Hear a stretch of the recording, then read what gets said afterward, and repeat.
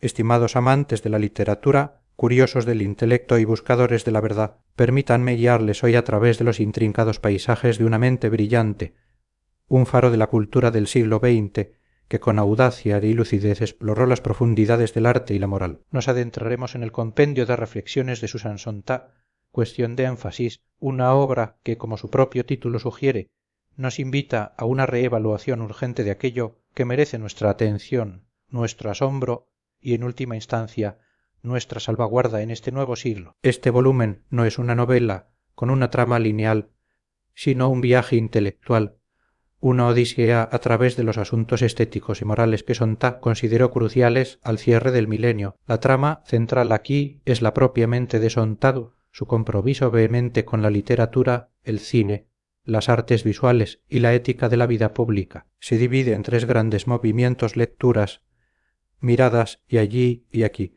cada uno de los cuales desvela facetas de su pensamiento incisivo y su inquebrantable pasión por la cultura. En la sección lecturas, Sontag desentraña la esencia de la creación literaria y la recepción crítica, a menudo desafiando categorías establecidas y rescatando talentos olvidados. Comenzamos con la prosa de una poeta, un ensayo que desafía la jerarquía tradicional entre poesía y prosa, especialmente en la literatura rusa. Sontag subraya cómo poetas como Mandelstam, Tesvietáeva y Brodsky, a pesar de sus proclamas sobre la superioridad de la poesía, produjeron una prosa única, intensa, elíptica y profundamente autobiográfica. Esta prosa de poeta no es un mero servicio a la comunicación, sino un fin en sí mismo, una crónica elegíaca de la vocación poética, una apología del rapto y del genio. Sontag revela cómo esta prosa busca la esencia del ser del poeta, a menudo mitologizando su identidad y sus experiencias formativas. Es una defensa de una forma de escritura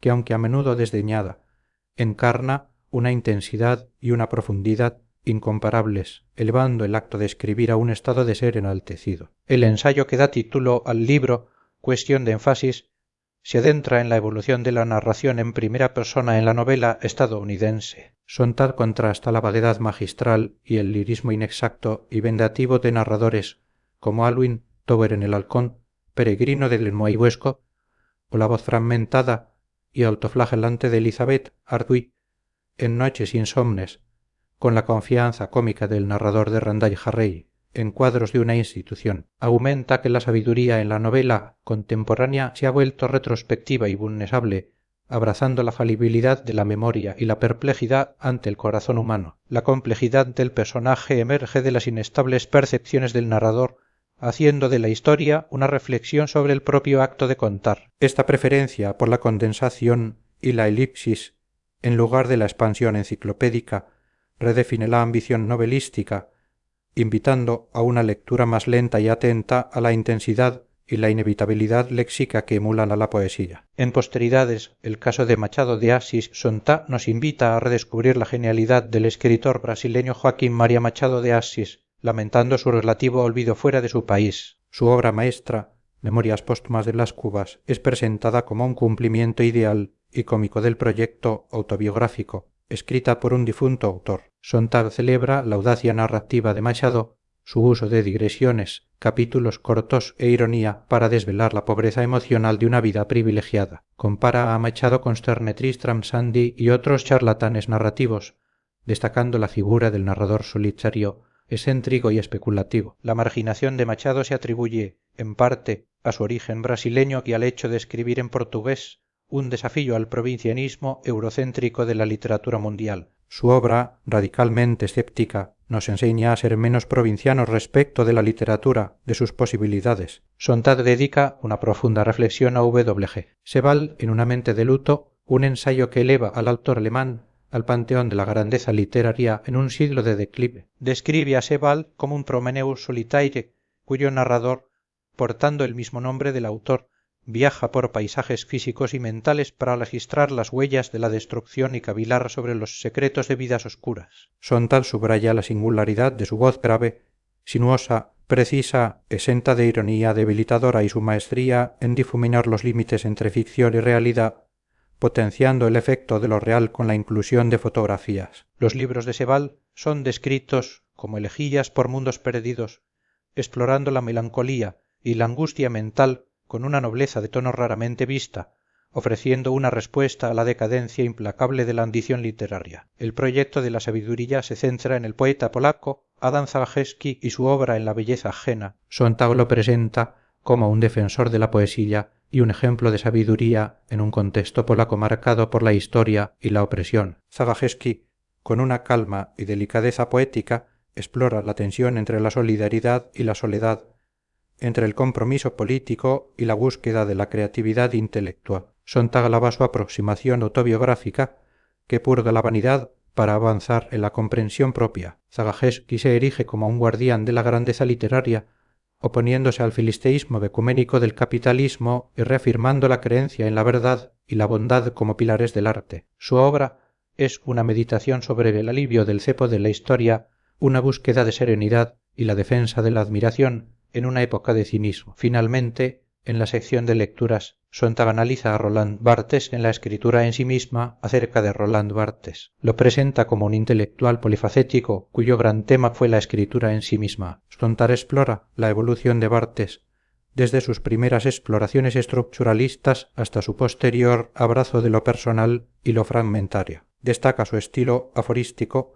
su temperamento formalista y su orgulloso rechazo a proponer algo que no lleve el sello de la subjetividad. Barthes, un sibarita de su propia conciencia, se resistió a los sistemas y las verdades monolíticas, optando por la pluralidad de deseos y el placer como principios rectores de la escritura y el pensamiento. Sontag resalta su relación elusiva con la política y su sensibilidad postrágica, que le permitió ver el lenguaje como todo y la escritura como un acto de libertad, una perpetua renovación del derecho a la aseveración individual. En sus obras tardías, Barthes se despoja de teorías, buscando una simplicidad enorme y una sabiduría platónica donde el yo es desmantelado para alcanzar una visión más elevada de la realidad. Su obra, argumenta Sontag, es un modelo de radicalismo del esteta, una invitación a la audacia, la agilidad y el escepticismo. La sección Miradas nos sumerge en el análisis apasionado de Sontag sobre las artes visuales y las escénicas,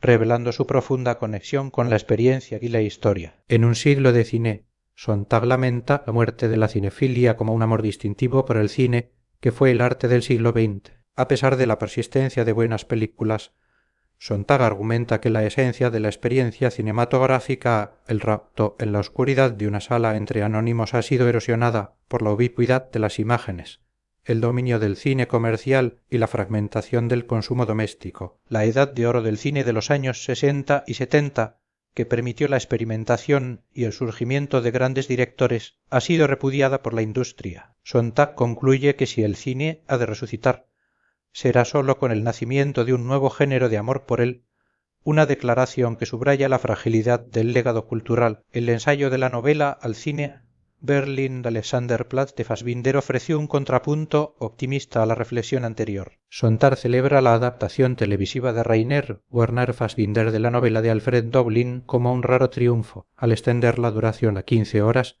Fassbinder logró la fidelidad y la profundidad que a menudo se pierden en las adaptaciones cinematográficas tradicionales. Sontag detalla los paralelismos entre la novela de Döblin y MCTA de Frank Norris, analizando la figura del protagonista ingenuo y violento, la anatomía de la ciudad y la traición. Fassbinder, al adoptar una estética teatral y la voz omnipresente del narrador, logró una culminación de sus propios temas recurrentes de vidas destruidas y de existencias marginales, demostrando que el cine puede alcanzar el poder acumulativo de la novela si se atreve a ser más largo que ninguna otra y por ser teatral. En una nota sobre el bunraku, Sontag nos transporta al fascinante mundo del teatro de marionetas japonés. Describe el bunraku como un arte que trasciende al actor al multiplicar y desplazar las fuentes del pathos dramático. La obra se manifiesta a través de un texto sagrado, música, marionetas expresivas y la presencia visible de 3 cooperadores que las animan. Sontag destaca la impersonalidad elevada y mítica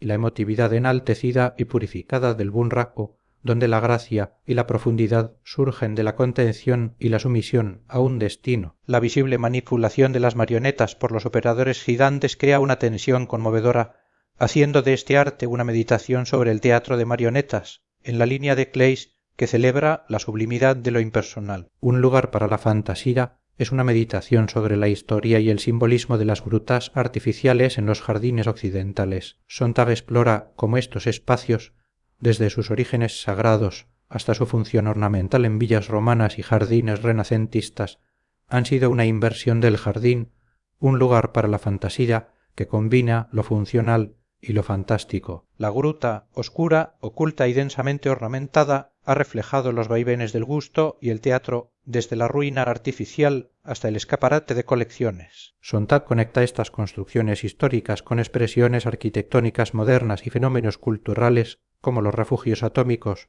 afirmando que la gruta es una parte permanente de nuestra imaginación y de nuestra realidad, donde lo sublime y lo decrépito coexisten. El placer de la imagen nos lleva a los interiores de las iglesias holandesas pintadas en el siglo XVII, centrándose en la tumba de Guillermo el Silencioso, en la Nieuwe Kerkendelft de Gerard Gauges. Sontag describe el placer de precipitarse hacia un mundo a través de estas obras, analizando la audacia del encuadre, la luz y la presencia de diminutas figuras que establecen la escala heroica de la arquitectura. Destaca el carácter protofotográfico de la composición y el modo en que el pintor juega con la visibilidad y la exclusión. Sontag observa cómo estos espacios, aunque sagrados, son representados con un uso secular, con grafitis infantiles y firmas del pintor, revelando un mundo amable, sin discordias, donde lo grandioso se domestica y la realidad se muestra robusta, no frágil, un espacio sin melancolías. En Sobre Odkin, Sontag celebra la obra del pintor Ward Odkin, cuya inconfundible autoría y explosión de color desafían las convenciones. Odkin, un pintor figurativo, pero no de apariencias, crea cuadros figurativos de situaciones emocionales, utilizando títulos evocadores de viajes, relaciones y momentos de la vida, pero sin caer en la literalidad mimética. Sontag destaca su maestría en el color, su renuncia al dibujo y su enfoque en la densidad de emoción precisa. Su obra se concibe como una expresión de gratitud al mundo y una defensa de la grandeza literaria en una era escéptica. Odkin se sitúa en el bando del éxtasis, desafiando la ironía y el cinismo, y sus pinturas, con sus marcos que contienen emociones, revelan una profunda vulnerabilidad y gratitud por el privilegio del sentimiento. Léxico para luz dispuesta es una aproximación innovadora a la coreografía de Lucinda Childs, un glosario que descompone y analiza su obra a bailable lilt. Sontag examina cada aspecto de su danza, desde el anhelo por el espacio infinito hasta la belleza como rechazo de la retórica, la cabeza impasible de los bailarines, la duplicación como principio formal y la idealidad del movimiento. Childs, influenciada por Cunningham pero apartándose de su ironía, busca la sublimidad a través de la precisión geométrica, la repetición acumulativa y una estricta coordinación entre danza, música y escenografía. Sus bailarines encarnan una impersonalidad positiva, moviéndose con urbanidad y volición contenida, creando un ballet blanc que es Giselle revisado y corregido por Mondrian, un arte de presencias espectrales y de la levedad. El ensayo en recuerdo de sus sentimientos es una meditación poética sobre la obra de Jasper Jonas Anserson Aplane, que incorpora utensilios de mesa. Sontag utiliza la yuxtaposición de comer y danzar para explorar la relación entre placer, necesidad, cortesía y ritual. Desglosa el simbolismo del cuchillo corte, restricción, la cuchara infancia, aceptación y el tenedor distancia, refinamiento, transformándolos en una trinidad secular que refleja las complejidades de la interacción humana. La obra de Jones se convierte en un pretexto para reflexiones sobre la superficie y la profundidad, la simetría y la asimetría, y la constante negociación entre el yo y el mundo. Es un ejercicio de ingenio que celebra la riqueza de la experiencia a través de la observación de lo cotidiano. En el bailarín y la danza, Sontag rinde homenaje a la supremacía del bailarín, en particular a figuras como Mikhail Baryshnikov y Suzanne Farella, contradiciendo la idea de que Balanchine estableció la primacía del coreógrafo. Sontag argumenta que la danza, más que ninguna otra arte escénica, encarna un misterio que eleva al intérprete a la prueba más plena de lo que es un bailarín. Explora la implacable autocrítica de los bailarines, su búsqueda de la perfección y la ilusión de una energía ilimitada que exhiben en escena, negando el esfuerzo y el dolor. La danza es presentada como una transfiguración, una actividad espiritual en forma física que exige una entrega mayor y encarna la posibilidad humana de trascendencia, elevando la cota de lo posible para todos. Im Conquierstein es un emotivo tributo al forjador del gusto y mecenas que transformó el ballet clásico en un arte estadounidense al fundar la New York City Ballet y la School of American Ballet, dando hogar a George Balanchine. Sontag describe a Kirstein como un paradigma de criterios anticuados y temerariamente visionarios, cuya excentricidad y sentido del servicio fueron esenciales para el florecimiento de la danza en Nueva York. Más allá de su papel institucional, Sontag elogia la calidad de su prosa y sus escritos autobiográficos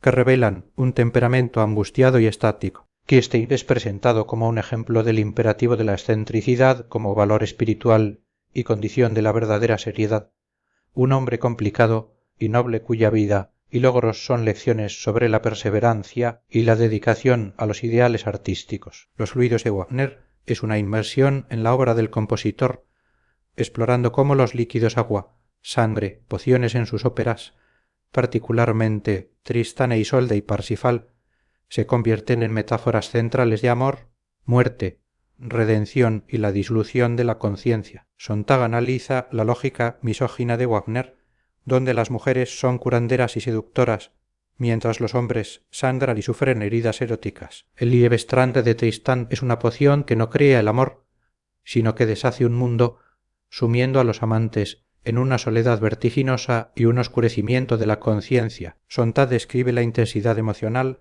distinta de la lírica de Wagner, su capacidad para amplificar y volver insoportablemente íntima la mezcla de sentimientos, a pesar de la controversia y la literalidad demoledora de sus hipérboles. Su música, comparada con una droga psicotrópica, fue destinada a enloquecer a la gente, revelando una sublimidad perturbadora. El ensayo, un éxtasis del lamento, traza la evolución de la experiencia estática en la ópera, desde el virtuosismo vocal del siglo XVIII hasta el sinfonismo wagneriano y la conciencia deficitaria de la ópera moderna. Sontag explora cómo la ópera, tradicionalmente un vehículo para la voz y el rapto erótico, se transformó para reflejar el espíritu colectivo y las ambiciones nacionalistas, culminando en la música de Wagner, que provoca un estado de estar inundado de emoción. Sin embargo, Sontag dirige su mirada a Pelléas et Mélisande de Debussy como la obra cumbre de la ópera moderna, una tragedia de la cognición que se adentra en la incomprensión, la fragilidad y la vulnerabilidad incurable. En este reino simbolista de dualidades distorsionadas y humedad omnipresente, la ópera se convierte en un éxtasis del lamento, una obra la más triste jamás compuesta, donde la piedad se extiende a todos los personajes, revelando una belleza desgarradora y finamente calibrada. En la sección Allí y Aquí, Sontag conecta sus preocupaciones estéticas con su compromiso como activista y escritora. 100 años de fotografía italiana examina la fotografía como un medio para documentar, construir y a la vez erosionar la identidad cultural italiana. Sontag contrasta las imágenes del siglo XIX que buscaban una comprensión enciclopédica de la sociedad y difundían el arte, con la fotografía contemporánea que aniquila la historia en favor de una geografía homogénea, cada vez más como todas partes, critica como la fotografía ha pasado de una documentación inocentemente escrupulosa a un proyecto ideológico que mercantiliza la realidad y fomenta el consumo, lamentando la pérdida de profundidad en la cultura. La Italia característica, rica en dignidad y calado, se ve reemplazada por una Italia transitaliana del consumo, un reflejo de cómo toda Europa está de luto por su pasado. Sobre Belloc recupera la obra del fotógrafo E.J. Belloc, cuyos retratos de prostitutas de Esteriville y Nueva Orleans, principios del siglo XX, son celebrados por su compasión antiformalista y su mirada informal antiartística. Sontag destaca la serie por su cualidad documental y su capacidad para humanizar a sujetos marginales sin caer en el voyeurismo, a través de la diversidad de poses desde mujeres completamente vestidas hasta desnudas y enmascaradas. Belloc logra un relajamiento de su mirada que reafirma la sensualidad y comodidad doméstica de estas mujeres. Sontag contrasta la autenticidad y la falta de salacidad de las imágenes de Belloc con las obras de fotógrafos contemporáneos que buscan lo transgresor, afirmando que la fuerza de Belloc reside en su capacidad para revelar una verdad de la naturaleza humana de un modo conmovedor y afable. Los bebés de Borland analiza la serie fotográfica de Puey y Borland, donde hombres adultos posan como bebés. Sontag explora la desorientación y asombro que provocan estas imágenes, utilizando la analogía de los viajes de Gulliver de Suisse para ilustrar cómo la escala y la proximidad distorsionan nuestra percepción de la belleza y la fealdad. La fotógrafa penetra un espacio íntimo, privado donde actividades triviales se convierten en rituales extraños, revelando una identidad secreta. Sontag resalta la compasión y complicidad de Borland, argumentando que la fuerza de estas fotografías radica en su autenticidad. Los sujetos no solo quieren presentarse así, sino que les encanta que los vean, desafiándonos a reconocer nuestra propia capacidad de imaginar sentimientos de regresión, a menudo ocultos, y ampliando los límites de lo que la cámara puede revelar sobre la naturaleza humana. Finalmente, en algunos mapletorpes, Sontag comparte su propia aprensión al ser fotografiada, un desconcierto que atribuye a una obstinación más profunda la negación a aceptar que es vista y evaluada. Este sentimiento de estar desarmada ante la cámara sirve de preámbulo a su análisis de los retratos de Robert Mapplethorpe. Sontag admira la capacidad de Mapplethorpe para capturar la forma,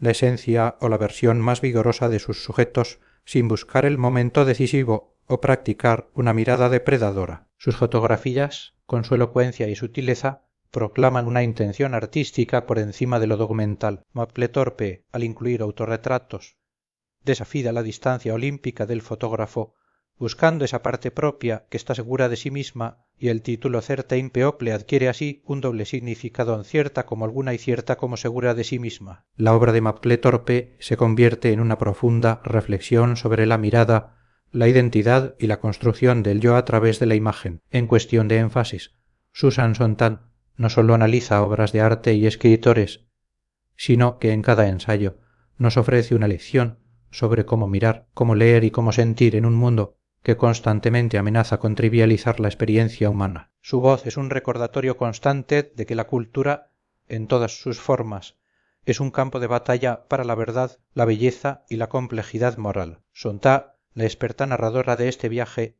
nos deja con la convicción de que el legado de la gran intelectualidad no es un conjunto fijo de objetos, sino una continua y vital cuestión de énfasis en la elección consciente de dónde colocar nuestra atención y nuestra pasión para preservar lo esencial de la experiencia humana frente a las mareas del olvido y la superficialidad. Este es su urgente compromiso, su brillante y lúcida valoración de los riesgos y su llamado a la acción intelectual en el nuevo siglo.